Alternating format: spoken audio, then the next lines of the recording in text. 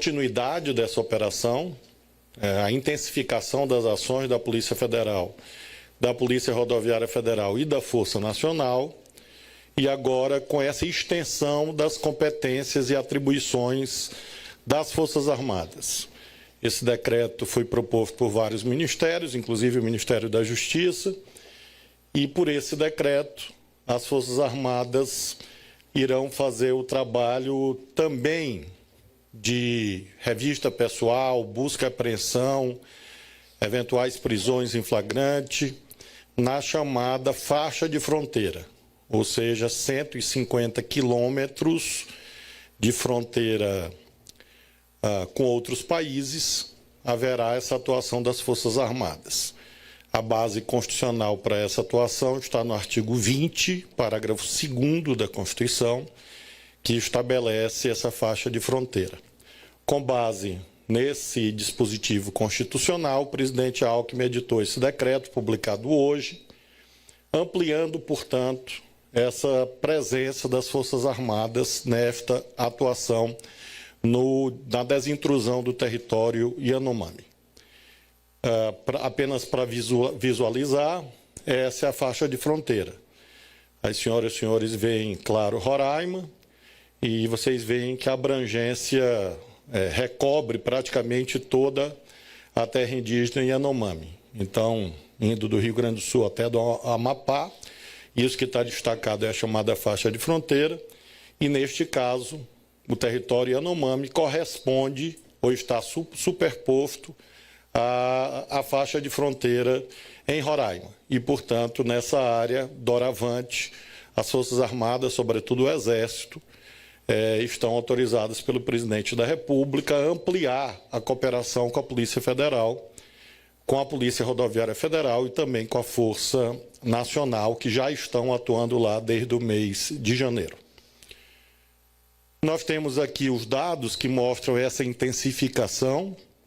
Em 2022, nós tivemos 31 operações no governo passado, relativa a garimpo ilegal, e nós já temos esse ano uma operação contínua, com a destruição de 323 acampamentos destruídos e também 151 balsas garimpeiras destruídas, mostrando, portanto, uma eficácia muito maior por parte da Polícia Federal nessa atuação contra os garimpos ilegais.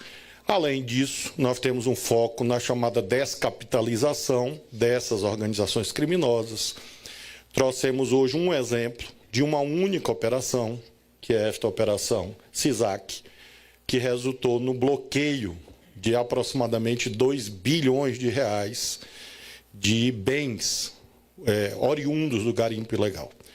Uma operação com este montante bloqueado demonstra a força dessa atividade criminosa que nós estamos nesse momento combatendo, diferente do que havia no passado, em que havia uma certa conivência em relação a esta prática criminosa, e nós temos um contraste muito nítido hoje em relação às determinações do presidente Lula, que estão sendo executadas pelo Ministério da Justiça. A consequência positiva ambiental pode ser vista a partir dessas imagens de satélites. Nós temos aqui o rio Uraricoera, em Roraima, e nós temos aqui, em primeiro lugar, as imagens de janeiro e agora as imagens mais recentes de maio, mostrando uma melhoria, uma mudança da cor do rio, exatamente pela retirada, sobretudo de mercúrio e outras substâncias poluentes das águas desses rios, mostrando, portanto, que se cuida do enfrentamento de um plexo criminoso. Você combate garimpo ilegal, você combate lavagem de dinheiro e combate também crimes ambientais. Do mesmo modo, no rio Mucajaí, rio Couto Magalhães, em Roraima, do mesmo modo, a mudança da cor da água, deixando de ser menos barrenta e uma água mais limpa, conforme as imagens do sistema Planet. Aqui o rio Joami, no Amazonas, lembrando que nós temos operações na Amazônia inteira, a partir da nova diretoria que foi criada na Polícia Federal. e também a mudança da coloração da água do rio, mostrando a melhoria, portanto, do padrão ambiental a partir dessa atuação da Polícia Federal no combate ao garimpo ilegal. Lembramos que, nessa semana também, o presidente Lula mandou ao Congresso Nacional, no caso à Câmara, esse projeto de lei que é vital para que haja o enfrentamento do garimpo ilegal na Amazônia brasileira. Esse projeto de lei foi elaborado aqui no Ministério da Justiça, em participação ou em parceria com outros ministérios, inclusive o Ministério das Minas e Energia, e resulta no cumprimento de uma decisão do Supremo. O Supremo Tribunal Federal declarou inconstitucional um trecho da lei vigente e estabeleceu um prazo de 90 dias para a aprovação de uma nova regra legal. E atendendo, portanto, a essa determinação do Supremo, nós propusemos esse projeto e o presidente da República enviou nessa semana também à Câmara. Eu conversei com o ministro Padilha e o nosso desejo é que ele seja priorizado na pauta do Congresso Nacional, provavelmente para agosto, e com isso nós tenhamos um marco normativo que consiga prevenir novos descontroles, como infelizmente nós tivemos em relação ao garimpo ilegal na Amazônia brasileira. Então são eixos de atuação que se complementam, o eixo policial, repressivo, agora com as Forças Armadas, e também o eixo normativo. E quais são os principais aspectos desse novo projeto de lei? Primeiro, nota fiscal eletrônica. Primeira venda do ouro tem que ser por meio de entidades autorizadas pelo Banco Central e a aquisição de ouro somente por meio de transferência bancária. O maior controle da Agência Nacional de Mineração, inclusive com guias de transporte e custódia de ouro, criando um sistema de gestão de informações para ver a rastreabilidade do ouro e, portanto, um combate ao comércio ilegal de ouro no Brasil. E, com isso, proteção ao meio ambiente e proteção aos povos indígenas. E, finalmente, esse projeto de lei, enviado pelo presidente Lula ao Congresso, propõe também o fim da presunção de boa-fé para que haja a responsabilização de todos os elos da cadeia de compra e venda do ouro. Esse item, inclusive, é objeto da deliberação do Supremo. Então, toda a cadeia passa a ser responsável por comprovar a origem lícita do ouro. E, com isso, nós vamos proteger a Amazônia brasileira, com isso, nós vamos proteger o meio ambiente, proteger as populações indígenas, mediante a aprovação dessa nova lei. Nós temos aqui, como terceiro tema, controle de armas, porque houve a divulgação nessa semana do primeiro levantamento desse ano de 2023 sobre taxa de homicídios. E havia uma mitificação, um falseamento, que dizia que uma restrição de armas conduziria a uma disparada de crimes violentos. O que nós estamos hoje mostrando a vocês, que até o presente momento, nós temos restrição ao armamentismo e nós não tivemos crescimento de crimes de homicídio. Mostrando, portanto, aquilo que sempre dissemos, que não havia uma relação mecânica e automática, pelo contrário, entre o armamentismo desenfreado e a redução de homicídios. O que é que nós temos hoje? Nós temos que, em 2023, até o mês de junho, nós já tivemos, pela Polícia Federal, mais apreensão de armas do que todo o ano de 2022. Portanto, se nós olharmos até 2023, até o momento presente, nós temos só da Polícia Federal. Aqui não estão os dados dos estados. Foram entregues pelo doutor Andrei ontem, anteontem, e eu achei relevante transmitir à sociedade a ideia que nós temos, sim, eficácia mais alta no controle do armamentismo irresponsável e ilegal. Nós estamos falando aqui de arma de quadrilhas, armas de organizações criminosas, que têm sido apreendidas, 3.259 até agora, no ano passado 2031 e assim sucessivamente. Vejam que o crescimento da eficácia das operações policiais da Polícia Federal é muito significativo.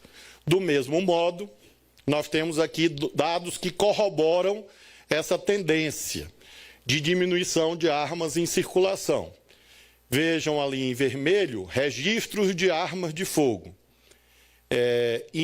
Vermelho o ano de 22, verde o ano de 2023. E vocês olham que o registro de arma de fogo em 2023 é substantivamente menor do que 2022. Nós temos em 2023 até aqui 46.363 armas registradas, e em 2022, 247. Se nós dobrarmos esse número de 46 mil e colocarmos mais alguma coisa, ainda assim não chega a 100 mil armas, enquanto nós tivemos em 2022 247.839 armas registradas. Do mesmo modo, portes de arma também, essa redução.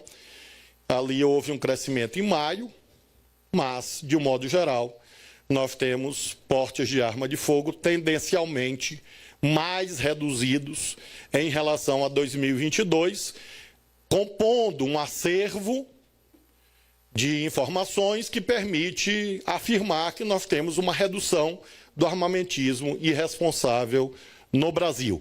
E, com isso, nós não tivemos disparada de taxa de homicídio. Portanto, mais uma vez, sublinhamos o equívoco com esses dados da Polícia Federal, daqueles que diziam que isso levaria ao crescimento dos homicídios no Brasil. E, para concluir, as informações que nós temos a transmitir também com dados factuais dessa semana. Portanto, eu fiz aqui, eu e nossa equipe fizemos um recorte de fatos da semana, nessa prestação de contas que fazemos regularmente, para destacar que a Operação Escola Segura continua. Temos eventos desafiadores, eventos tristes, tragédias, e, infelizmente, nós lamentamos e nos solidarizamos profundamente, e, sob comando do secretário Tadeu, estamos mantendo a secretária Estela, que estava aqui, está ali, a secretária Estela, e todas as equipes, estamos mantendo a Operação Escola Segura. Esses são os dados atualizados. Nós tivemos 368 prisões ou apreensão de crianças, de adolescentes, conduções de adolescentes ou suspeitos, 1.595, buscas e apreensões, 368, boletins de ocorrência, 3.396, são 2.830 casos de investigação, solicitações de preservação e remoção de conteúdos em plataforma de rede social, 901, e solicitações às plataformas 384. Então, são números novos da Operação Escola Segura, que prossegue. Amanhã, inclusive, haverá, sob comando da Senasp, do secretário Tadeu, da secretária Estela, uma reunião de todos os segmentos de inteligência das polícias estaduais, com quem nós temos trabalhado na elucidação desses crimes, inclusive dessa tragédia que aconteceu no Paraná. Então, nós trabalhamos desde o início em parceria com a Polícia do Paraná e ajudamos na prestação de informações que foram colhidas junto às plataformas, a identificar o engendramento para além do indivíduo, autor direto dos disparos, mostrando que havia o envolvimento de outras pessoas. Então, essa parceria é muito importante. Nós temos, inclusive, regularmente enviando informações para as polícias estaduais. Em abril foram 48, em maio 19, em junho 12. Então, nós escolhemos, repassamos para as polícias e há um fluxo contínuo entre essa coordenação nacional, exercida pelo Ministério da Justiça e Segurança Pública, com as polícias estaduais.